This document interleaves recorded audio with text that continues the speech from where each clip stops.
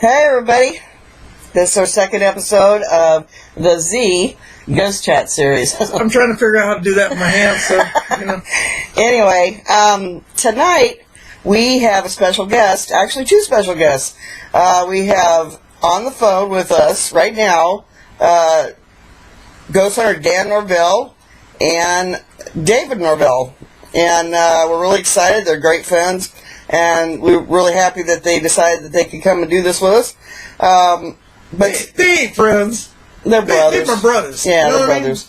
But anyway, so tonight we're gonna talk about attachments and possessions, because that is probably one of the most major obstacles that we have going on right now in the paranormal community that we really need to dig deep into, because there's a lot of misunderstandings going on and we need to get those cleared up. So let me introduce you right now. Let's get those. Let's go. My sidekicks, my hubby Russ is here with me, and so we're going to go ahead and introduce Dan. Can you say hi?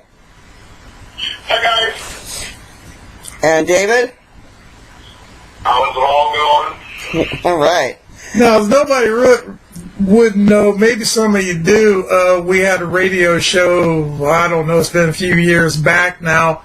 And on night one, first show we ever did, it was Dan Norvell. Yeah, Dan and his team, Small Town Paranormal, actually was our first guest. Yep. Yeah. And we've been friends ever since. Yeah. I would say that we talk pretty much every other day. Yeah. Sometimes every day. Yeah. And Dan's located in Illinois, so we're quite a distance away from each other because we're here in Washington, and so we don't get much of a chance to get back there to see them.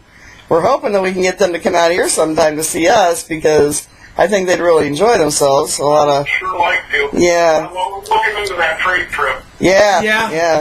Well, one way or the other, we'll get you out here or we'll get out there. We even might be going another route, going against the fray and saying, hey, dump all the large bills, get rid of our home, get us a small trailer, and travel the country, maybe come to your area and do this with you. Yeah, exactly. Yeah, so, I'd like to, if you guys do that, I want to be sitting there with you the next time that we can record a show with me. Absolutely. Oh, absolutely, man. Brings back a few memories of the trailer out of Herkyville. You know what I mean? Yeah. And when we did JTFI Politics Radio. Yep. So, I want to say a little bit about Dan. I'll let him tell you more about himself, and David. But first of all, Dan just started a new YouTube channel called Headstone Hunters, and it's about the history, the symbolisms, all kinds of stuff. So tell our watchers a little bit about that, Dan. Well, Headstone Hunters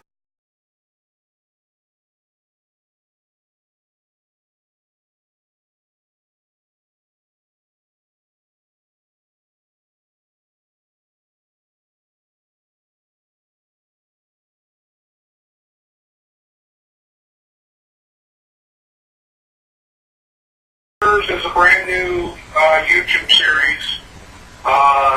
It's on Facebook, so you guys can look at Headstone Hunters on Facebook, and it's on there. And it's also on YouTube now. It has its own channel called Headstone Hunters. And you'll have a new episode debuting every 15th of every month. So the first episode that I'm going to be shooting is going to be coming on YouTube March 15th. Now, I've gotten a little bit of feedback. Everybody wants me to do Blood's Point. I will do Blood's Point Cemetery at some point. It is not going to be the first episode, however. Okay. The important thing that I want to say, I went shot a video for Headstone Hunters today. I put it up. It was so windy here today, you could not hear a thing I said.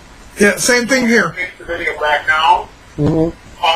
But basically, Headstone Hunters, my daughter's my cameraman, and it's going to be me walking through these cemeteries. We're going to look at stones. We're going to look at what they're made from, the symbols on them, with the hands poking out, the hands facing down, the joined hands. Back in the old days, lot of things on there, and all those symbols meant something. We're going to dive into that a little bit, and then when we go to visit these cemeteries, I'll look for those stones that have those symbols on there. And I'm going to talk about the history of the cemetery itself, the historical figures that are in those particular cemeteries for the area that I'm in. I'm going to talk about the symbolism, of course. I'm going to talk about restoration efforts that people have made. I'm going to talk about vandalism and how it's destroying our cemeteries all over Illinois and every state. And it's not going to be about hauntings in those cemeteries. It's not, ghosts are not even going to be mentioned in this series. It has nothing to do with ghosts. It's about the cemeteries and the history. Yeah, did you know? I'm going to try to finish the season finale down at President Lincoln's tomb. Oh, sweet. So, hey Dan, did you know? I don't know if you've ever heard of this or not, but way back when they really started forming organized cemeteries, people used to go every Sunday and have picnics in the cemetery. Yeah. Yeah.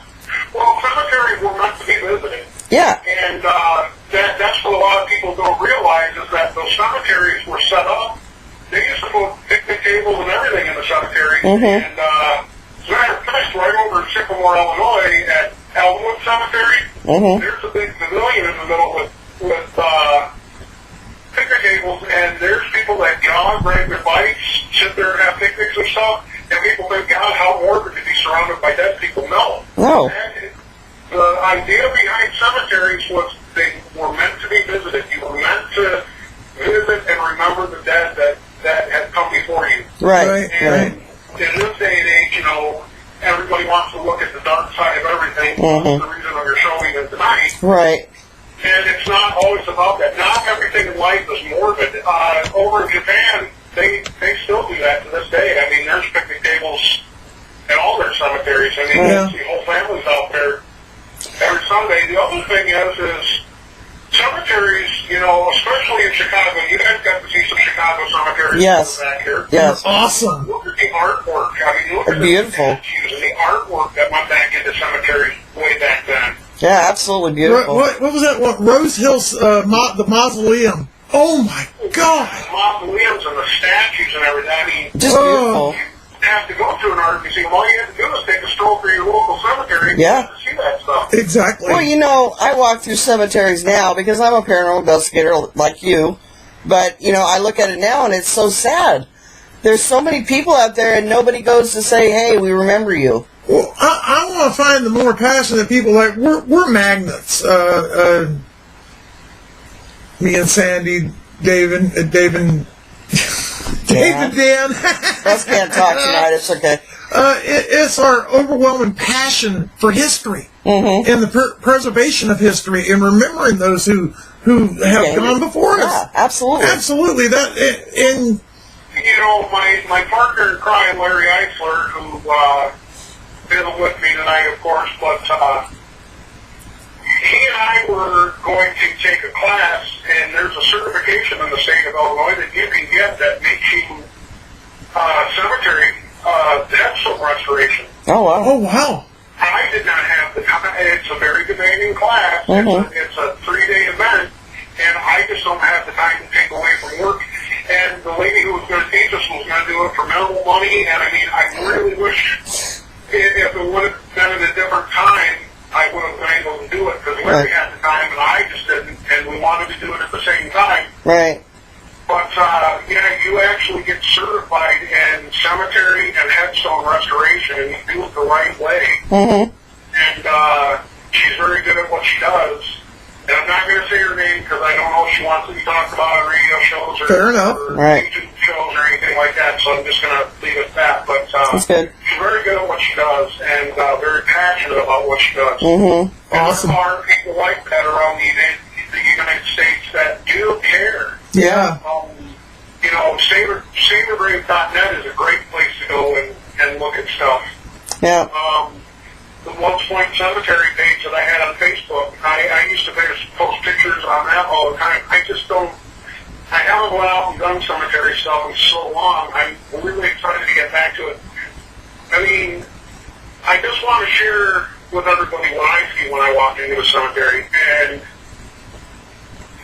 it's not all about hauntings and ghosts No. and morbid and death and everything. Those headstones mean they're celebrating a life. Right. Not the end of a life, but what that person did and who they touched while they were here. And, Exactly. You have to look deeper and beyond what you see.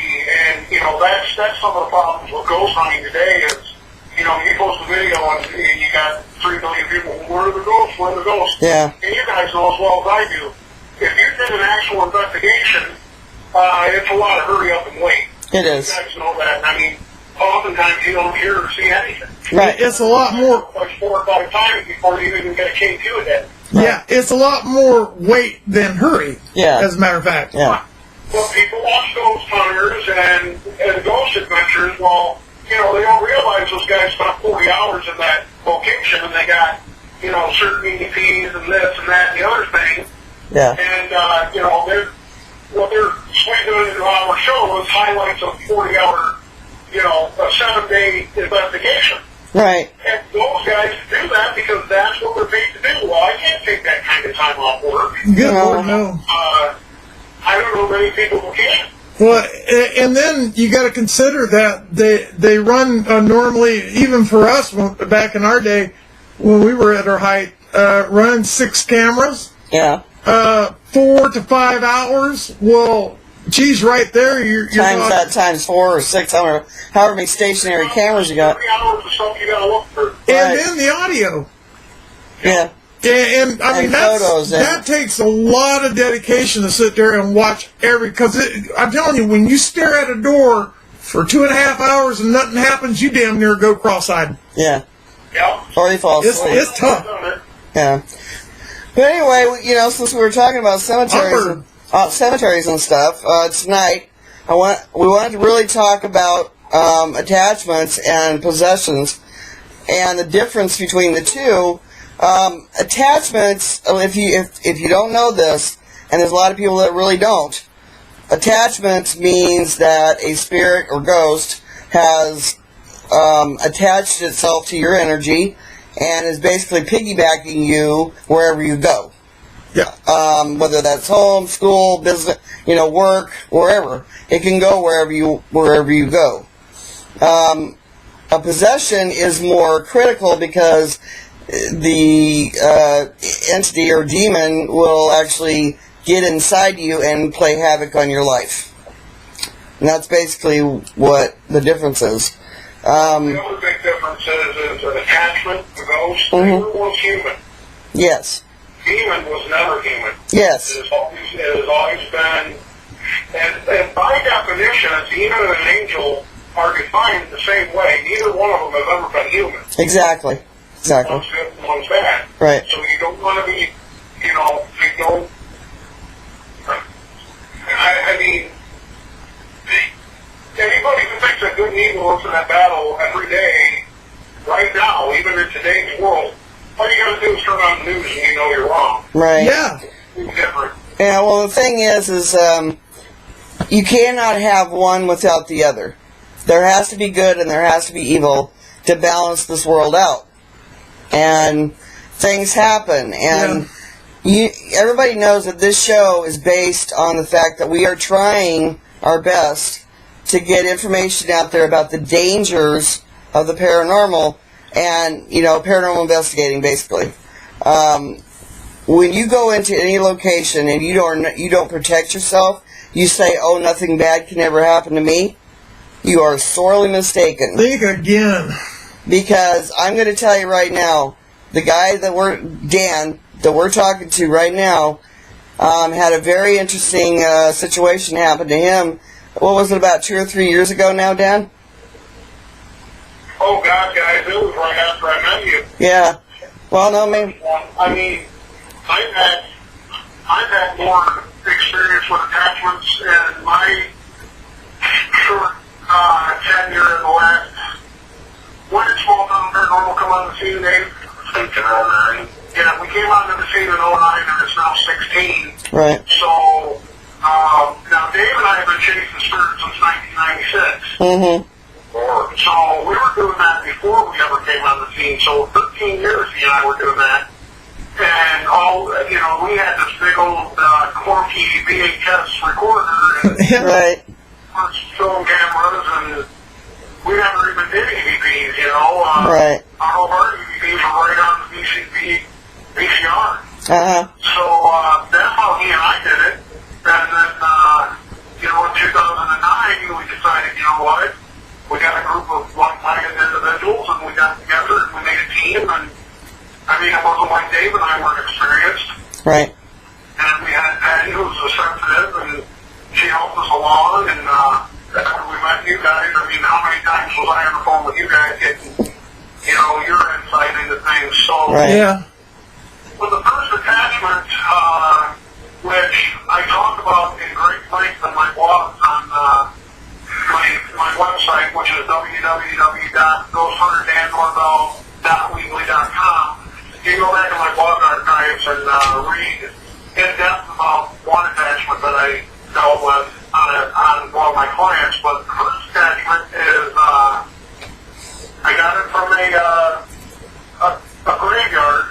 And the thing that I want to say right now is there's a difference between a cemetery and a graveyard. A graveyard is attached to a church. It is on church grounds. A cemetery is still hollow ground because whenever somebody gets buried, the pastor, priest, or whoever buries them consecrates the ground. Right. But it's a little different. So there is a difference between a graveyard and a cemetery. Yes. So I was in a graveyard, had a church attached to it, and we were doing a ghost box session with our good friend Mark Mack, and something followed me home. And it really turned the house upside down for 2 weeks before I got it out of there. Right. Some help from, of course, Russ and Sandy and some good friends of ours. And Larry and I got it out. And I experienced things that night that I've never experienced before in my life. And I know that when I was standing in the basement by myself and shit's moving around down there, Right. I wasn't screaming it. Right. But we were so intent on getting this attachment out of this house, out of my house and out of my family's lives, that I wasn't documenting it. I just wanted it the hell out of there. So I wasn't running EVPs. I wasn't running video cameras and recorders. We just wanted it out. Right. Mm-hmm. Well, basically, we had to remote cleanse your house. Yes. Yes. Darkest thing I've ever witnessed. Really, on that level, another great friend of ours. People can't see you. No, People can't see it you. won't matter. You're messing. Anyway, Diane she was so wonderful in what she did and how she helped you guys. It was cool just to be a part of it. Mm-hmm. Well, let me just tell you, it wasn't cool to live it. I know. That guy, he was a nasty character. And he loved to mess with my daughter for some reason. Mm-hmm. And she got seeing things standing over her in her room. Right. I woke up one night to see this black figure standing outside of her room. And he liked to taunt me.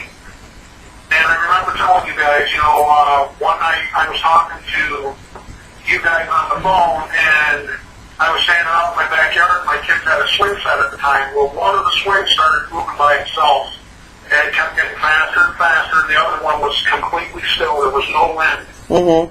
And I just felt as though this guy was sitting there going, I'm here, and there's not a damn thing you can do about it. Right. That's scary. Well, I remember you calling several times during that time and saying, what are we going to do to get this thing out of here?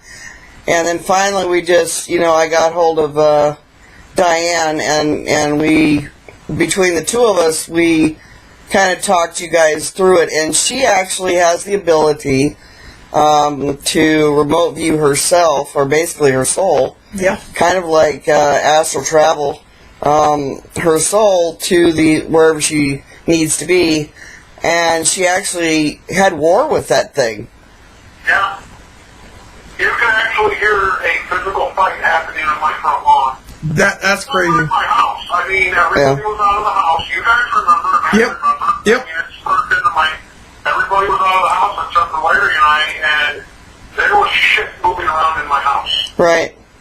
You know, and it sounded like people being thrown against the wall, and then when you guys told me shut the door and placed a cross on it, which we did, and then we sealed the house with salt and holy water, you could literally hear, it sounded like somebody having a fight in my front yard. yeah, And when you looked out the window, there was nobody there, but you could hear it. yeah. And here's one of the downsides to what we're talking about right now. That poor lady suffered because of that. I mean, you know, it tired her out. It really took her down. She recovered. It was happy to do it.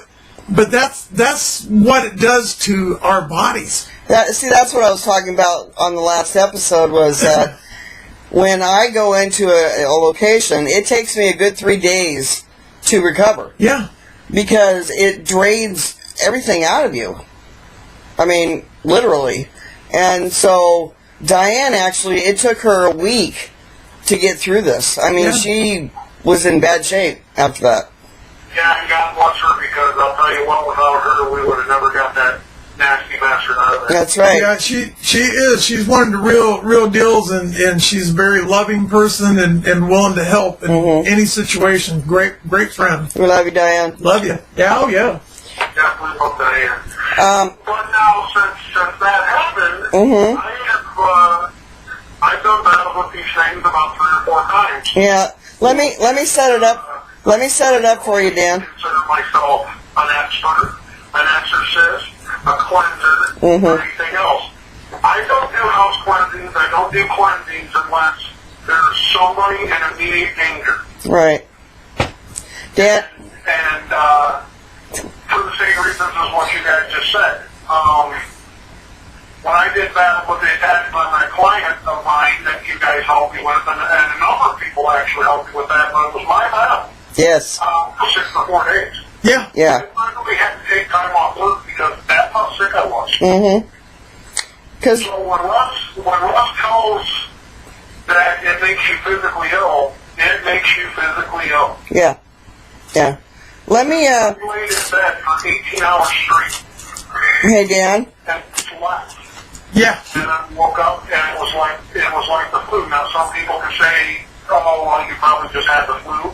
It was a flu season, and I know what the flu is. I never threw up. I think maybe once or twice, but it wasn't like the flu. I mean, it wasn't that your muscles ached or anything. It's just you were physically drained to your soul. Right. Hey, I don't know how to explain it unless you've ever experienced it. Hey, Dan. Yeah. Let me set that scenario up a little bit, because I want people to understand what you had to go through to clear this client of the situation. Okay. Okay. Now you got to understand that this person was not doing any investigations. They just happened to be visiting someplace near where Dan lives, and when he got home, was it about a week or two, he started getting very depressed. His family started noticing big differences in him. Wait, Sandy, just let me cut you there. Actually, after the fact, I did find out that he and some friends of his were using a leaky board in the basement of the house. Oh, great. Well, see, then I didn't know that, but that's... I didn't either until after the fact. I'm sorry, I thought I told you that. No, and that's another topic we'll get on to probably in the next show. But, the equipment that we use and how it can cause some serious issues. So, but anyway... it is not a toy. It is not a toy. But anyway, the client had some very serious things going on, and Dan had to literally learn in a really fast amount of time how to help his client. So, Dan, I'm going to let you take it from there. Well, for your show tonight, I'm not going to get into Okay. If you want great detail, go to my website, look up the blog archives on www.ghosthunternorvell.weekly.com, and you can read about it. I will highlight it, however. Got a call from a lady. She was frantic. Her 15-year-old son was having suicidal tendencies. Now, as an investigator and with my law enforcement background, Russ was also has a law enforcement background. The first thing you think of is, okay, this kid could be coming down with schizophrenia. You always have to think, first off, that, this could be a mental illness. Yes. Illnesses will have you hearing voices and have you seen things that aren't there. Not until I put a EVP recorder in this kid's room and I heard the voices telling him to kill himself, and I realized what I really had. Right. And, now the EVP part I didn't really put in the blog I didn't really get into depth, but this thing was begging him to kill himself. Now, right then and there, I knew, of course, that he wasn't schizophrenic because I'm not going to hear the voices over an EVP recorder. Right. Right. So, after speaking with you guys and speaking with a few other people, I went to the church and I talked to the priest and explained to him what was going on. I thought he was going to have me going out and arrested. Thankfully, the priest was very open to what was going on. Right. Another friend of mine, I'm not going to mention her name, but she actually called me out of the blue. She has abilities like Russ and Sandy do. Called me out of the blue and she goes, I don't know what you've got going on, but you are going to face a battle. And she said, and I'm sending prayers to you that you're going to need to use in that battle. And she sent me prayers for spiritual warfare. And that's basically what I did. I did spiritual warfare with this ghost for this kid's soul. Mm-hmm. And, I was very sick afterwards. But this thing we found out was, another kid who, for whatever reason, had died and was lonely on the other side. Mm-hmm. And wanted this kid to come and join him. Wow. And, what was so funny, guys, is the minute that this cleansing was over, I took him to the church. The priest was, oh my God, he was just the greatest. He let me bring this kid and his mom and dad to the church, to the Catholic church, and I did the cleansing right there in the church. Wow. Right. He didn't let me do it in where the altar is, but he put us in a room where there was another altar where he had, small masses for older people that couldn't really make it up and down the aisles and stuff. It was basically set up as a smaller chapel, and that's where he allowed me to do this cleansing. And before we did the cleansing, the kid looked gray. Mm-hmm. He looked like a zombie. He wasn't sleeping, and his skin. I mean, you guys remember seeing the picture that I sent you guys of him. He looked gray. He looked emaciated. Yep. Yeah. And the minute that cleansing was done, that kid had color back in his face. I mean, it was immediate. It was like looking at a different kid, and it changed within 30 seconds. Right. And if you guys don't believe in miracles, I wish everybody could have been there to see it. But when I'm doing cleansings or I'm doing things like that, I don't record them because those are very personal things. Right. And you're really digging deep into your faith. And with all the religious stuff and, everybody being politically correct and you can't say God, you can't say this, they want to hide the rebel flag because, God forbid we talk about our history in this country. Mm-hmm. That's why I don't record them because it's nobody's business. And Right. I don't care if anybody believes me or not. Right. You guys can believe me. You don't have to believe me. You can read it and call me the biggest liar in the world. I know for a fact that I saved that kid's life. Yep. And nobody can take that away from me.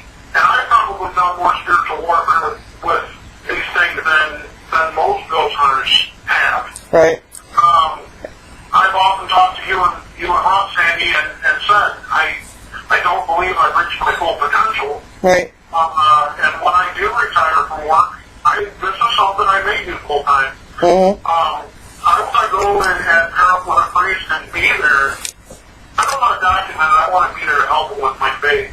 Right. I'm very, very strong in my faith. I'm no longer a Catholic, but I'm very, very strong. I know who put me here, and I know why I'm here. Mm-hmm. And, people will say different, say that God doesn't exist, and I feel sorry for those people because, we're on this earth for a very short time, and eternity is a hell of a long time, and you're laying on that ground with no beliefs at all for a heck of a long time. Mm-hmm. So, I believe that their salvation once we leave our mortal shell. Right. Right. I have zero problem with God. I'll tell you that much. Yeah. He took a ride with me one night, as you'll recall. Yeah, I do. Yeah. But, anyway, so, a lot of people seem to think that, there's so much. Dan, you read it on Facebook and on other social medias like we have, that there's so many people out there claiming to be demonologists. Now, I can't say that they're not. I don't know their background. But I'm going to tell you right now, if you ever run across any problems like this with possession or attachment, your best bet is to connect with a real priest or preacher or whatever religion you are. They're the main people. Because they have gone to school for this. They're trained. And you want to make sure that you're going to get, exactly what needs to be done. Yeah. Now, with what Dan did, it was an attachment. It was a serious attachment, but it was able to be gotten done. If he hadn't been able to do it, then I'm sure that he would have connected with somebody that could have. Right, Dan? Yeah, I was ready to make the calls. Right. But I felt after speaking with you guys, and I had to try. Yes. And Yes. thankfully, and you guys know, I found this ghost, and I struggled with that. And Sandy, you know how bad I struggled with that. Yes. I didn't want to find the ghost of a 13-year-old kid. Yeah. But you know what? He had his chance, and he lost it. I'm not going to have him take somebody else down with him, but I had no choice. That's right. And, this client was somebody that you'd known his parents for a while. So, Right. yeah. So, now, the thing about attachments is usually come from, not from a ghost that is satisfied just to be there, but one that is dark and struggling with the fact that they're dead, basically. Well, understand that when we pass, our emotions go with us. Yeah. Well, and something that I want to add to that Yeah, go ahead. is the kid that had the attachment, the ghost of the kid that wanted him, his intention wasn't evil, it wasn't negative. Right. But the result was negative. So it wasn't really that he was a bad ghost. Right.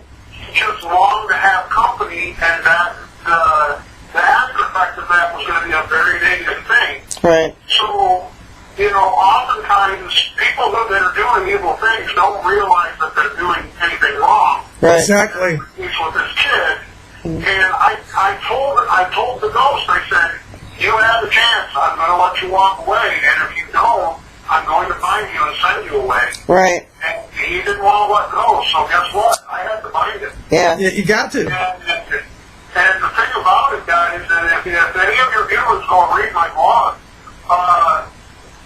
this thing made itself out to be bigger than it was. Right. It was on the roof of my Jeep. Right. Putting on the roof of my Jeep, saying, how many times did I call you on the phone and you couldn't hear me because there was things groaning and groaning and, Yeah. and snarling on the phone line. Yeah. Right. We talked about this. This thing interfered Yeah. It knew that it didn't want to mess with me, but it wanted to scare me away, and I did not scare. Well, let's just say there's a lot of different types of attachments. We call some of them hitchhikers, because what they'll do is we'll be at an investigation, and Russ and I have had this happen numerous times, but we'll be at an investigation, and because of curiosity, you know, things have changed, and they can see and do, I mean, they can see us, hear us, and everything, you know, so, of course, you know, their curiosity gets piqued, and they just basically ride along in your car with you and go home. I mean, that's one attachment. And then there's, you know, the type of attachment that Dan's talking about that he had help with, which is more serious because it's affecting someone else's life. We talked about the girl that we worked with and tried to help, and we didn't know at that time. We had no idea the severity. The severity of we it. didn't know how bad it was. I tried to contact some of the people that are more well known in the paranormal. Yeah, and that's where we're a little different. Because of our lack and expertise in this area, we didn't want to stir the pot up anymore. We were trying to get the help, the people that knew what the heck they were doing in there to deal with it. Right. And I would believe that the girl that you're talking about, that was a demon. yeah. Yeah, it was. She lost her life. Yeah. Yes. But you know, Dan, just like if you wouldn't have helped your client, it was possible that he would have lost his life too. Yeah, it was quickly going that way. Yeah. And I knew I had to make a stand, and I mean, you guys know, I mean, I talked to you, Sandy and I have talked many nights about this, and I had to dig deep into the reaches that I didn't even know existed to my faith. And, you know, had I not been strong enough to take it out of there, I don't know what would happen to that kid. I truly believe that his days were numbered. Right. Yeah. Well, the girl that we were helping, her issues came from health issues that, I mean, and she had gone to the doctors and had been tested for everything you can possibly imagine, and they couldn't find a source of why she was blacking out, why her skin was doing weird colors. I mean, it was gray, like what you were talking about, Dan, with your They couldn't explain it. They couldn't explain it. No. And she went through this for, gosh, we knew her for at least 2 years.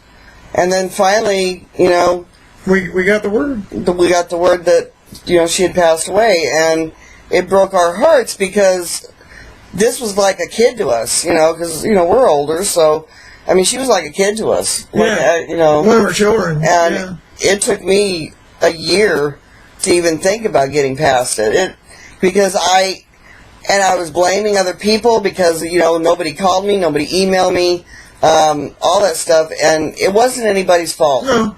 I mean, everybody has their own life they have to live, and, you know, these people that do this for a living, you know, like the Warrens, I mean, they had their own issues that happened when they were doing it, and John Zaffis, I'm sure he's had his own issues, and, I mean, just, you have to be really aware that if you're going to get into paranormal investigations, and believe me, like I said, we're going to say this over and over again, if you want to, don't be, you know, don't think that what we're telling you is trying to convince you not to. No.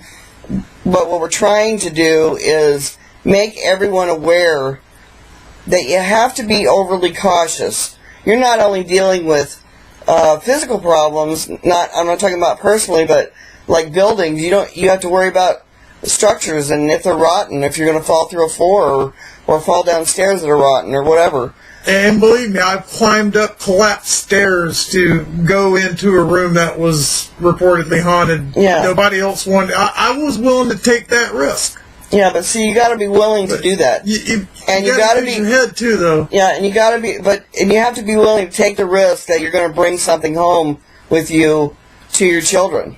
And that's the thing is, you know, I'm shying away from doing this as much as I used to, and especially, like I said, the cleansings and stuff. And I have two kids, and they were real little when the first attachment was here, and that's what you got to consider, guys, when you do this. Is you might be bringing something home to somebody who didn't sign up for it, and just because you did doesn't mean your kids and your wife or your kids and your husband or those people did sign up for it. Now, they have to deal with something because you didn't take the time to say the St. Michael's prayer, or you didn't take time to say some Our Fathers and Hail Marys, and on top of that, just saying the prayer isn't going to keep something away. No. If you don't have any faith and don't believe in what you're saying, they're just words. Right. You have to have some sort of a belief structure, and you have to have faith in something. I'm not saying you have to be a devout Catholic, but even if you're a spiritualist, if you're Wiccan, if you're whatever your deity is, as long as it's not dark. Right. Whatever makes you feel really, really good, bring it with you. Well, that's... You have to be in touch with before you do this. Yes. Yeah, and that's what we were talking about on the first show, was that, like myself, I wear this amethyst necklace, and I'm always rubbing it, because it's got, to me, it makes me feel good, and it gives me good energy, so I wear it all the time. And when we go to investigations... I have a cross of 3 nails. Right. And the only time it's really not around my neck is when I'm sleeping, because I don't want it to choke me, or when I'm in the shower. Right. Otherwise, this cross is around my neck all the time, even when I'm at work. Right. I've also got another cross that is a Catholic cross with Jesus on it that I sometimes wear as well. Mm-hmm. In place of this cross. Right. Well, my native... What I want to say to your viewers is, I don't wear the cross to let whatever know that, hey, he's got a cross, let's stay away from him. I wear that cross to remind me of my faith, and that God's going to see me through it, as long as I don't falter from him. Exactly. Right. Yeah. Mine's a wolf claw, or bear claw. Yeah, Russ has a bear claw that he wears. It's a symbol, of his Native American heritage. It's my totem animal. Yeah, and so, Dave, when you go on investigations, do you have any particular thing that you like to do to protect yourself? Me? Yeah. Not really. I think the part I'd like to chime in, I think some people could be more vulnerable to, perhaps attachments and such. I believe that a lot of people could be more attractive to certain things. That's kind of my take on it. I don't know how accurate that could be, but It's pretty accurate. as far as me, I've not really noticed anything. I think I was on one investigation where I believe something laid its hand on my shoulder. But I kind of just, I'm usually with everybody else, and I kind of go with, with Dan or Larry or a bunch of us, and they usually say it, and I kind of, whatever the guardian that they, choose to say or whatever. Which Dave and I were brought up as, we were both brought up in the Catholic Church, so he believes in whatever I believe in, basically.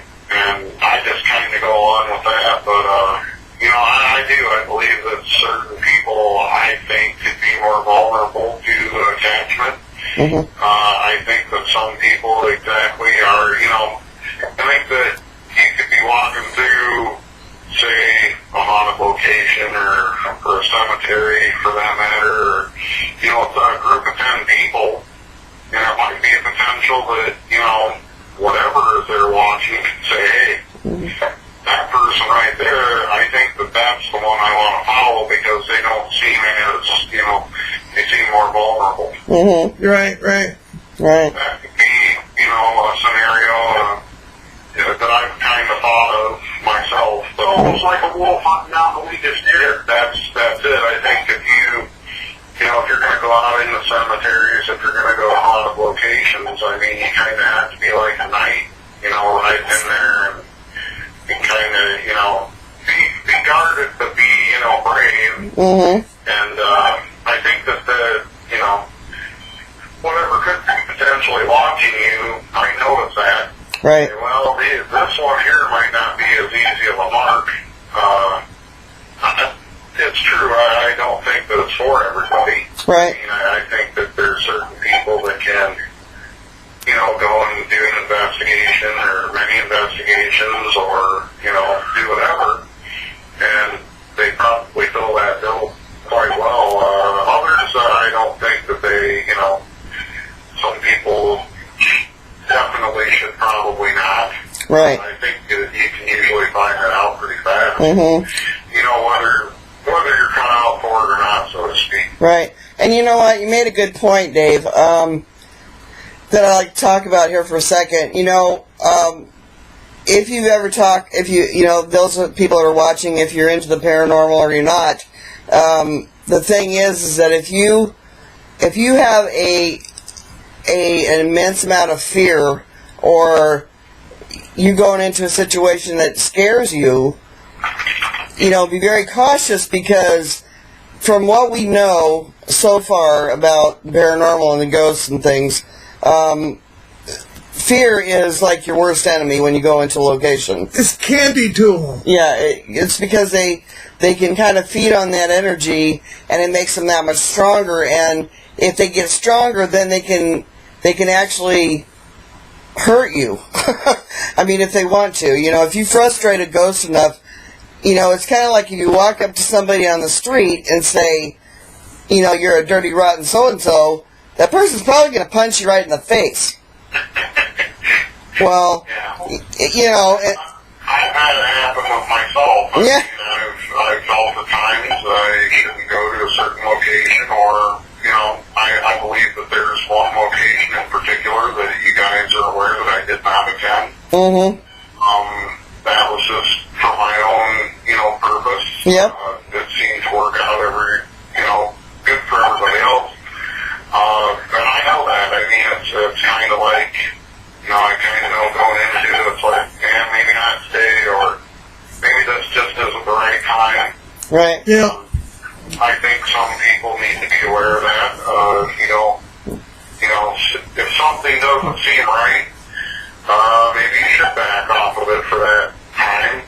Maybe you can go back to it at a different time, but I've definitely had that happen for me, yes. Right. We've all got points where, if you're sick, you don't need to be on an investigation. Right. Right. If you're not feeling positive for some reason, you don't need to be on an investigation. Right. The other side of the coin is like Sandy just said herself, he wants Zach Bacon's go in, he challenges these things and provokes them and stuff.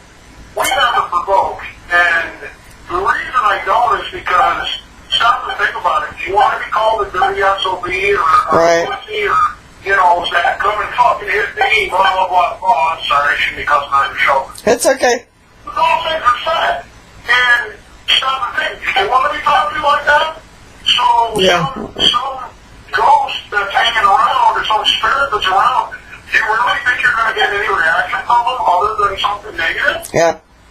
And people wonder why they get scratched, or why, that's like what happened to Russ at the prison.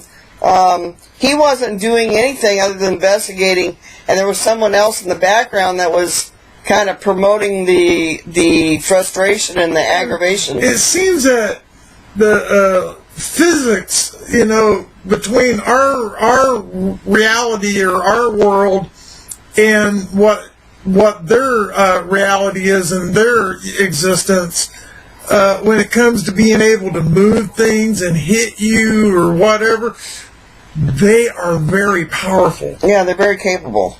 Yes. Yeah. So don't have any illusions that they're just going to move that cup just a little bit and that's it. If they're upset with you, they're going to let you know in short order.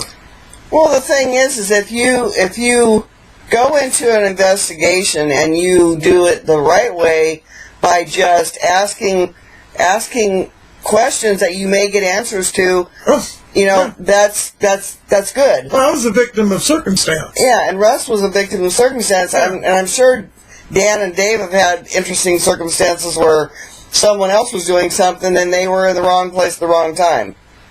Yeah. Well, I've always kind of I've always played it like this. In law enforcement, I'm always respectful of everybody. Right. And paranormal investigating, I approach it the same way. I'm respectful but firm. Mm-hmm. You mess with me, I'm going to mess back. Yeah. Right. It's the same thing with a ghost. You mess with me, I'm going to bite your ass and send you somewhere you don't really want to go. Right. So, as long as I'm being respectful with you, and the family doesn't mind that you're there, and stuff like that, I'm not going to send you anywhere. You start picking with me, and you're going to end up somewhere you didn't bargain for. Right. Right. And you know me, Sandy, I don't have any problem doing that. Not at all. I've done 5 house cleansings, and I've cleansed the person. We got rid of the attachment on me, so, that's 7 times that I've done spiritual warfare. Mm-hmm. And I've never touched a demon once, and nor do I want to. No. And something I want to bring up that you said earlier in the show about a demonologist. The funny thing about demonologists and the Facebook world or on websites and stuff is you got these kids that are 24 years old and they're demonologists. It's been my experience that anybody with suffixologist on their name usually has a PhD that takes minimum of 8 years to get. At least. So the math doesn't add up. You graduated at 18 unless you were a genius. Mm-hmm. If you're now 24 and you're a full-fledged demonologist, Yeah. that's only 6 years. Number 2, reading a book does not make a demonologist. Does not make you an expert, that's for sure. Right. So, and I'm not saying that people can't have experience and have done more than me. That's fine. I'm not on your show to toot my own horn. I hope I never have to deal with another attachment ever again. Right. I really do. Mm-hmm. I hope that I never deal with a demon because I don't want to. Yeah. But if that's what the Lord has in store for me, then I'm going to face it head on as positive as I can. Right. Well, you know what? I was writing kind of a blog one day, and I was thinking about something that, I believe a lot of the. Now, you may disagree with me on this, Dan, because of your religion and stuff, but I think a lot of the demonic stuff that you see on YouTube or whatever is if a person's mind is set on the fact that you're possessed, okay, then you're going to act like your mind is kind of weird. It can make you do a lot of things. It can make you sick. It can make you do all kinds of things. Mm-hmm. So I 100% agree with you, Sadie. Yeah, I think a lot of the demons that you hear of out there in the paranormal world now is misidentification and miscommunication. Well, Dan, you're Catholic. Maybe you can give us what does the church consider a demon or a possession? Well, from the church's standpoint, there are no such thing as ghosts. Right. If there's a spirit in your house, it's a demon. Right. Now, that's the church's upfront standpoint on it.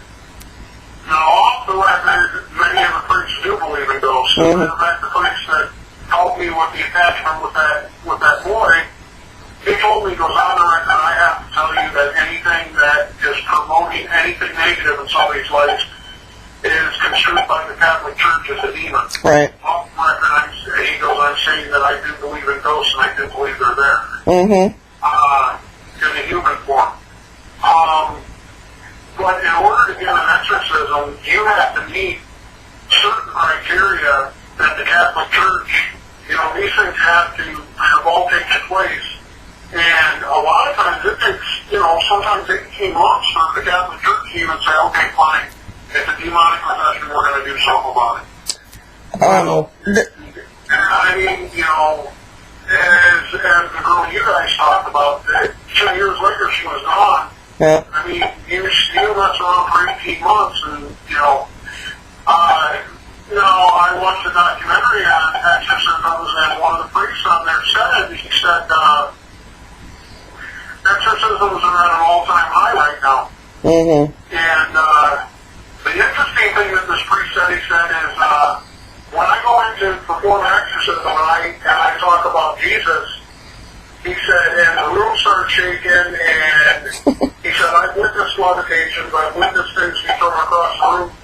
He goes, when I get that reaction out of a demonic entity, and I can't even get that reaction out of my parishioners in church, he goes, when the demon recognizes the power of Christ, but my own congregation doesn't, he goes, that's why evil's winning. Yes. Yes. We live in a day and age of fast satisfaction. We got to have it now, and we have to have proof of everything. Right. If we don't see it, it will not happen.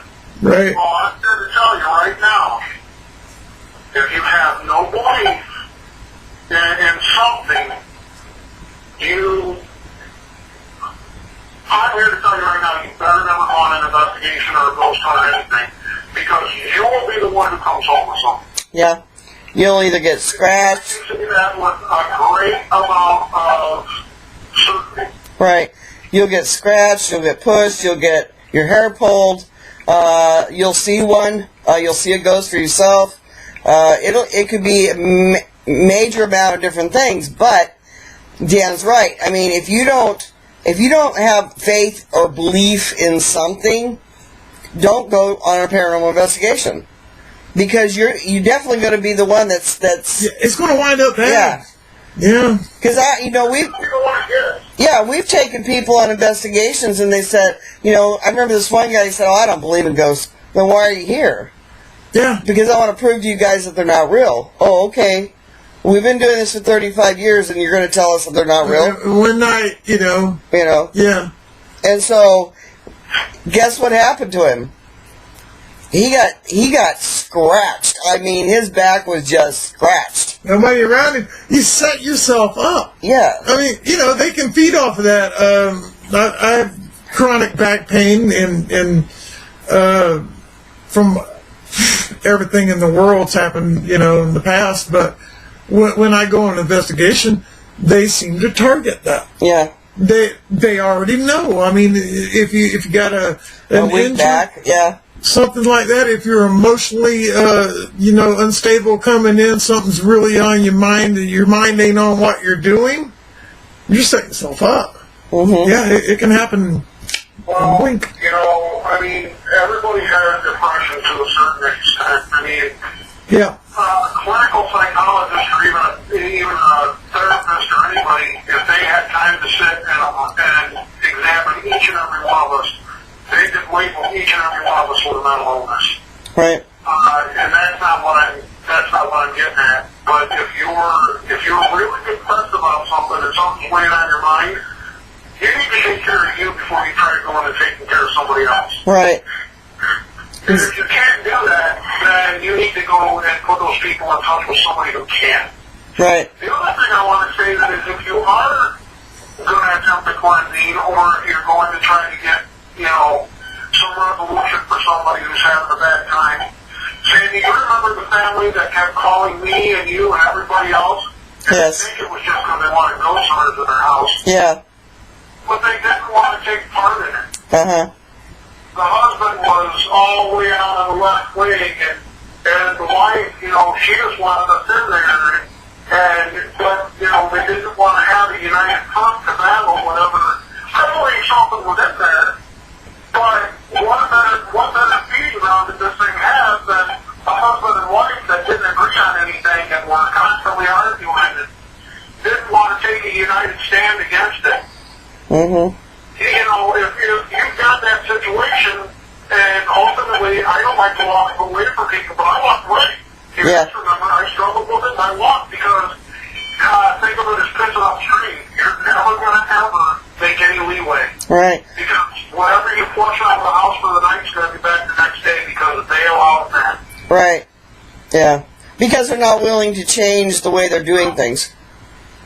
No, if you're not willing to dig deep and say, I want this out of my life, it's never going to leave. Right. It may be. You know what? This is coming back now to give all you viewers that have never heard of me or met me or anything like that a little background. I was in the fire service for 16 years. I've been a correctional officer for the past 10. So I spent 6 years in Chicago as a paramedic. I've seen and heard just about everything you could possibly see and hear, weird-wise. And I'm here to tell you right now that if you are going to have a positive frame of mind and approach this in a way that is going to be beneficial, well, you're just wasting your own time and everybody else's. Right. The thing is, I mean, and also, this is coming from the fire science stuff. You can't make it your emergency. Somebody else's emergency cannot become your emergency. yeah. You cannot help somebody if you become part of the problem. That's right. It's different than a paramedic walking up to somebody who's in a car accident and doesn't realize that the car's got gas all over it and blows up the paramedic. Who did he really help? Right. All he did was help his crew now have to treat another patient. Right. It's no different than paranormal investigations. You cannot help somebody if you become part of the problem. That's right. Well, you know, I actually, that's interesting. You say that, Dan, because in my life, I have seen so many things that can be connected to or similar to what we do in the paranormal, and like what you were talking about, if you're going to go into a haunted location, you can't, be part of the problem, which is whatever that may be, whether you're an asshole and you're treating everybody like crap, or, you're tormenting the ghosts or whatever. That's part of the problem. You don't want to be part of the problem. Well, I've also worked with people. I've done investigations with people. This one lady I went, I feel so sorry for this ghost, and I gotta do something, I can't live with myself. She became part of the problem. Yes. It wasn't her emergency. She did not put this ghost in that situation. And anything that particular ghost did may not have wanted that situation. However, that's the situation that it's in. Yeah. You cannot become part of that situation. You cannot. This is where these attachments come from, folks. And this is part of the problem too that I've seen over the last few years, or heard about actually, is that when Russ and I do an investigation, there is a lot of paperwork that needs to be done beforehand, because you need to know about your client. You need to know if they're on medication. You need to know if they've had any mental illnesses. You need to know all kinds of things. What's the history of the house, everything. And people are forgetting to do this. They get so excited about the word investigation and evidence that they tend to forget about how you keep yourself from getting into a dangerous situation. Yeah, you need to research a little bit. We used to like to go into our investigations cold, what we mean by not any prior knowledge. Well, that was because we had somebody else doing it. We had another team member that would go ahead and research the place so that they knew if there was something that they needed to alert us to, they would. Well, otherwise they would let it. And plus, they would also talk to the client and find out if there was any kind of problems, with whether it was a house or a building. Was there any staff problems? Does any of the staff members have any recent issues, that just started when they started working here? Whatever. And you guys did what you entered with no preconceived notions. Right. Right. You know what you were getting into. You wanted to experience yourself. Whereas I do it the total opposite. I'm the one who wants to know everything before I walk into that damn place. Yeah. Well, the reason is, Dan, is because we were looking for confirmation. Yeah, we want, when we go into a place because of our abilities, we want to make sure that nobody can say, hey, you knew all this stuff first. Exactly. And my point is No. Right, no. No. You operate virtually. I'm not psychic. I'm not sensitive. I'm none of that. Yeah. There's numerous ways to investigate which are absolutely acceptable. Safety is just the number one thing. Yeah. Not only physically, but... And I've said numerous times, you guys have known me long enough, I'm raw, I kind of can be a son of a bitch. Yeah. So, the thing is there's a million ways to skin a cat. When Right. you start at its ass or you start at its nose, Right. the end result is you're going to have a skinned cat. Right. Same way within the paranormal, there's a million ways to investigate. No one way is right or wrong. No. Whatever works for you, that's what you do. What Russ and Sandy are trying to tell you by having us on tonight is protect yourself, protect yourself, protect yourself. Because you're going to be calling them or me or somebody else to try to get something off of you that we may not be able to do. You know, now thankfully, by the grace of the Lord above, I've been able to come out on top every time. There might come a time where that doesn't happen. Yeah. Right. And I don't want it to be because somebody went in and didn't take time to say the prayer and believe what the prayer was, you know. Listen to those words. Right. Listen, you know, you need to believe that St. Michael and what he represents is there to protect you. Right. If you don't, then you best not be stepping your ass into that house sunshine. Well, you know, Coming home with something you could bargain for. well, and it's not just about protection, but it's about the safety issues. It's about the fear.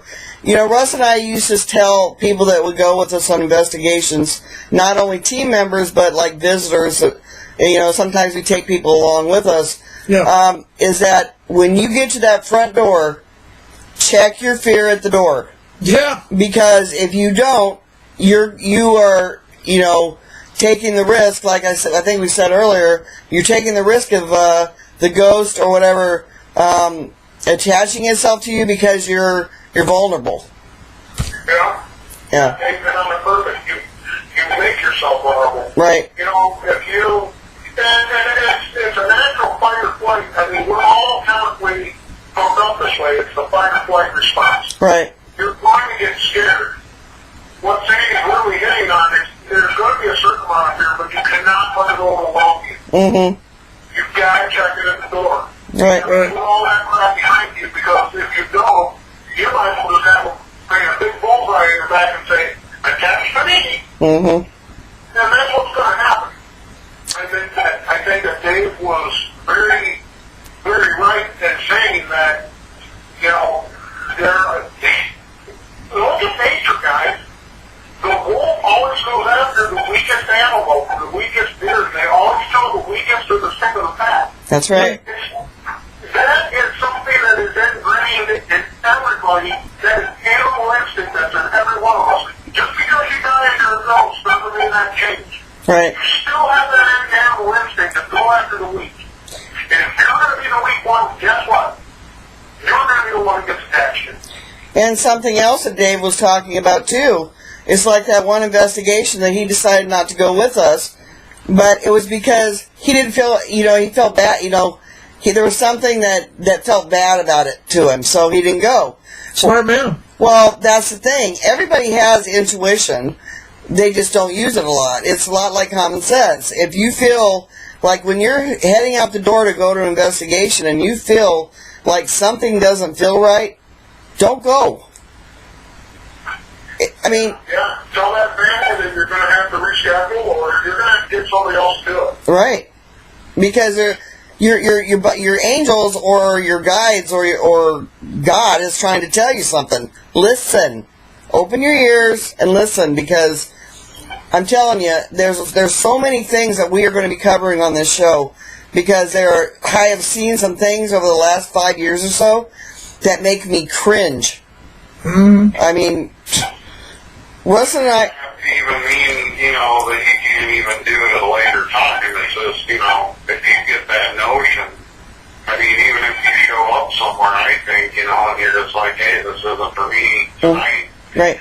I would suggest going with that, you know, rather than, you know, listen to your gut. Yeah. Right. If you pull up somewhere, you're gonna, you know, go ahead and inside somewhere, or whatever the case might be, I would just, rethink it and think, well, maybe tonight this isn't a good night. Mm-hmm. Maybe you could come back to it at a later time. But yeah, definitely, I don't think anyone should, if you're not feeling it, you probably should, just kind of back off of it, kind of reassess it. I agree. The whole situation and just take it from there. And you know what? We're gonna talk a lot. I mean, not tonight on this episode, but later down the road, we'll talk more about demons and the different kinds of demons because, we're looking at alcoholism is considered a demon. Cigarette smoking is considered a demon. I mean, habits are basically considered demons. Can be, yeah. And, how do we know? What was it we were talking about today in the car? About we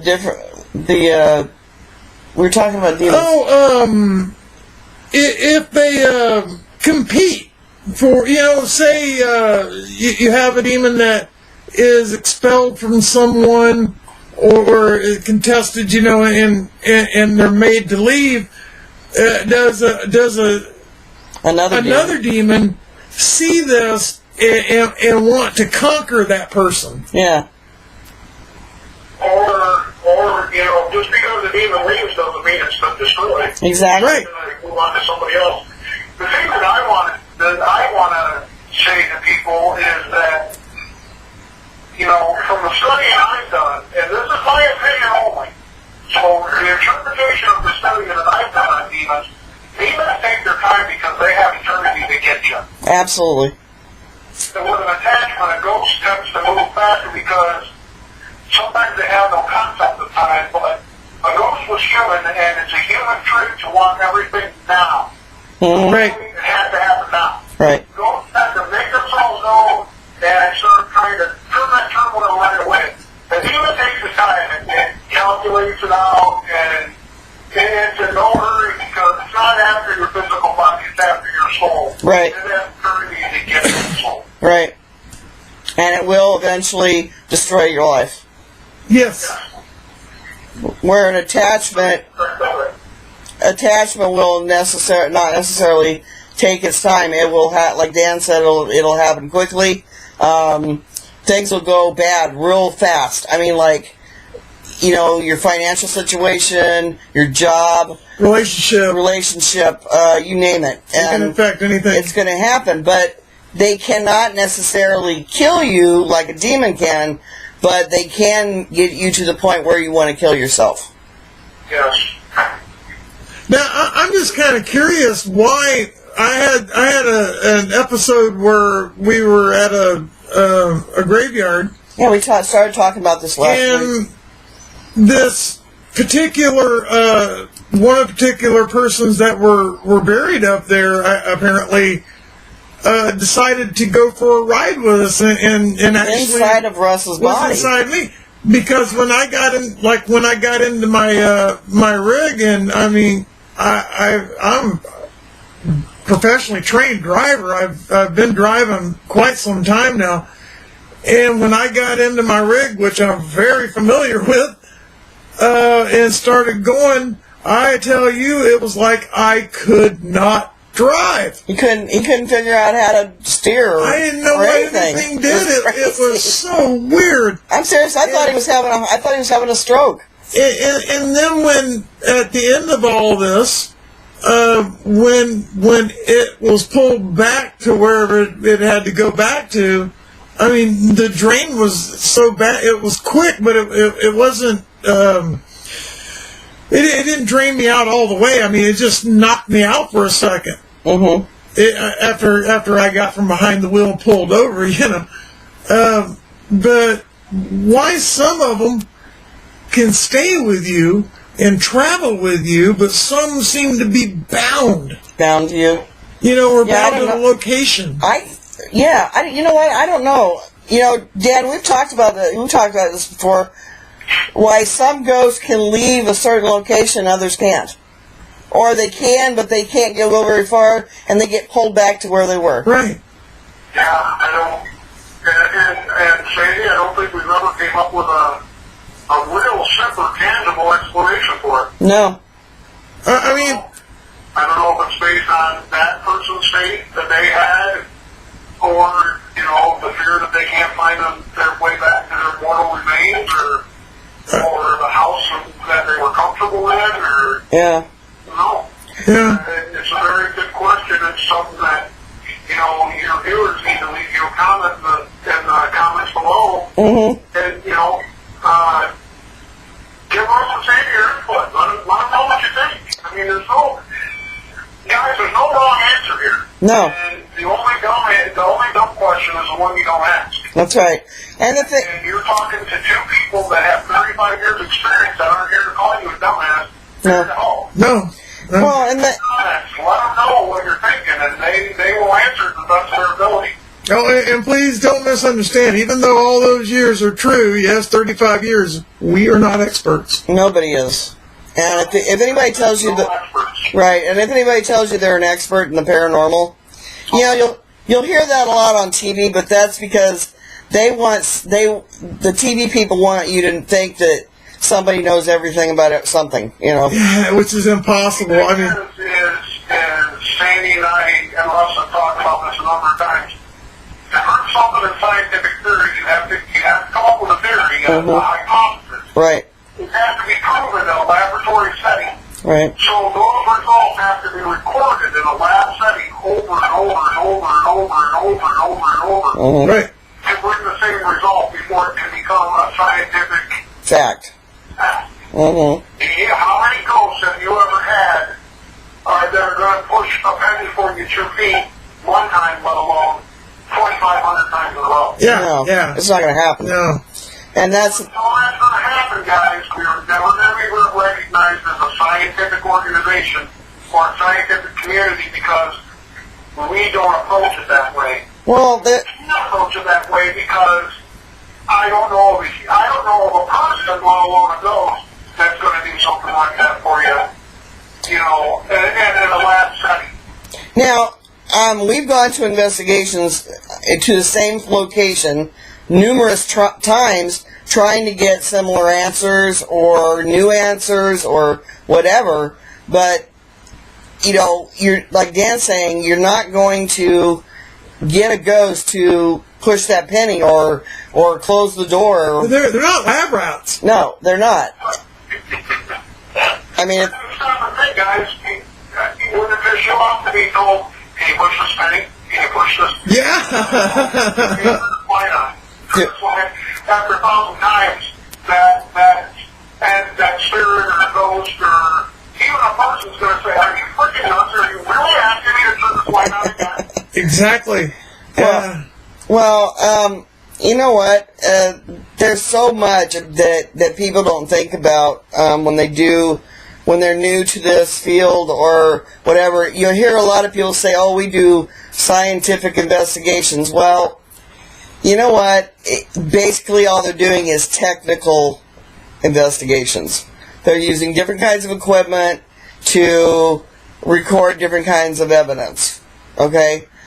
There is no such thing as scientific paranormal investigations. And if you notice, Sandy, I don't ever post evidence. I post pictures of interest. Right. I put up a recording of interest or this is a video of interest. Right. I never say I have evidence. Right. Because there's always some son of a bitch out there. Where is this? You know what?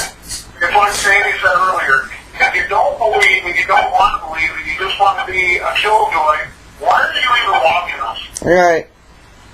You know, in the day and age of social media, you got so many keyboard warriors and you've got so many people who think they know it all, but really they don't know jack shit. Right.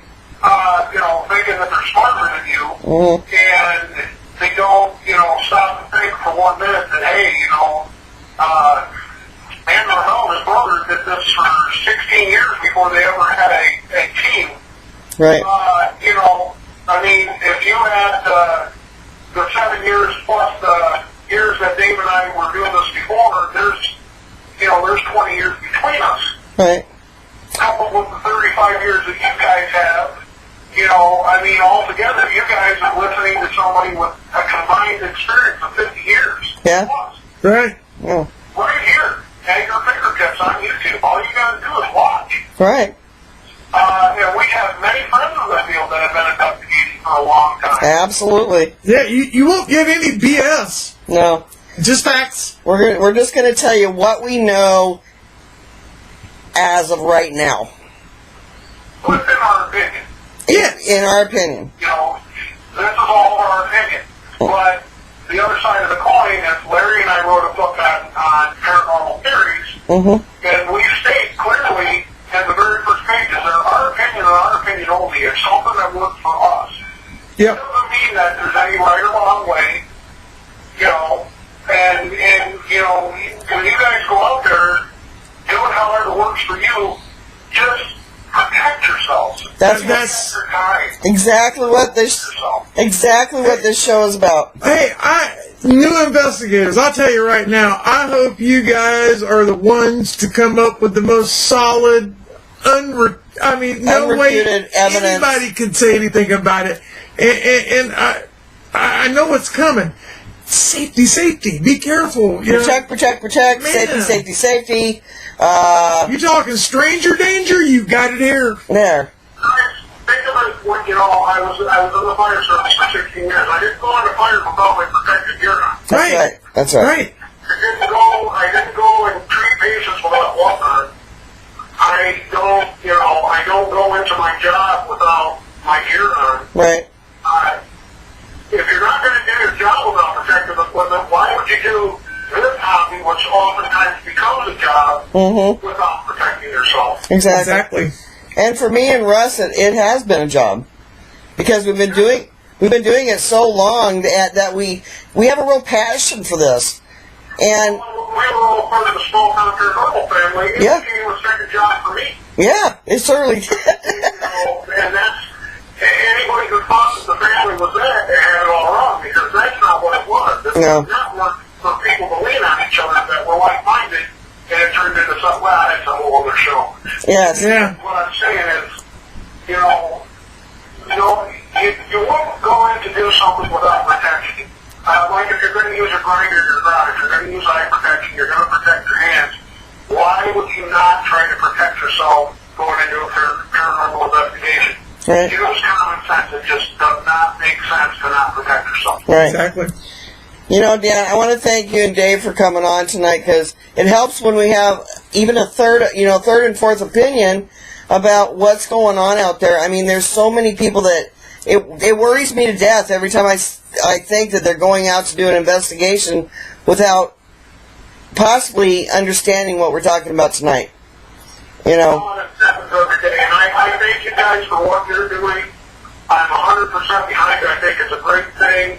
I appreciate you guys having my brother Dave and I on. And if you want to know more about me, follow me on Facebook, the Ghosthunter Dan Norvell Project, YouTube, the Ghosthunter Dan Norvell Project, website www.ghosthunterdannorvell.weekly.com. And, watch what Russ and Sammy are doing. Follow what they're saying because they're here to help you guys. They're trying to push you in the directions and just so you're safe on your investigation. Yeah. Listen to what they're saying. They're not, they're not trying to lead you astray. No. And neither are our guests, and that's why we have them on here. No. Actually, next Wednesday we're going to be in Seattle doing our pre-recorded show. It's going to be cool. With Ross Allison and June Nixon from A Ghost, and they also run the Spooked in Seattle Ghost Tours. Wonderful people. And so we'll be recording that one and then posting it also next Wednesday. I almost got a feeling because we're going to be in an area that I've never been in before that maybe something happened. It's been a while since I've been in the game. Maybe something cool happened. I have to keep my camera ready to shoot. I'm going to tell you guys, take that DV camera that I turned in. Yes. It's already charged. I found the mini card for it. We're ready. Yeah. Awesome. Yeah. Well, thanks for having us on. Thanks for being on, Dan and Dave. Anytime. Thanks for the interview. We'll talk to you soon. Okay. Right on. Bye-bye. Bye-bye. Bye. Okay, so That was a wonderful show. Or episode. I'm really glad that Dan and Dave joined us because, sometimes it takes. You're going to sit here and watch us do our thing, but next week when we do the show, our cameras will be on June and Ross because they've been doing this a long time as well, and they're wonderful people, and I know that they can put some insight into what we're going to talk about next week, which will be, let's see, what did I say we're going to talk about next week? Oh, communicating with spirits. And I think it'll be an interesting show. I think you guys are going to want to watch it. So, I mean, it can be done here. That's another one. It's just doing it the right way, getting educated on how to do it. Because really, I don't think you want to open up a phone line with the wrong people. Right. Exactly. And that can happen too. So, if you guys want to get hold of us, or you just want to tell us an interesting story that you had, whether it's positive or negative, please email us at zghostchattv@gmail.com, or contact us on our Facebook page at, Z Ghost Chat Series. And we'd be more than glad to email you, or send us your email. Yeah. Send us your phone number. We'll be glad to call you and talk to you about any interesting situations you had, any questions you have about what we talked about tonight with Dan and Dave. Yeah, don't think it's too silly. No, because we don't judge any of that stuff. We're what you see is what you get. What you see is what you get, babe. So anyway, good night, everybody, and we'll see you next week. Peace out.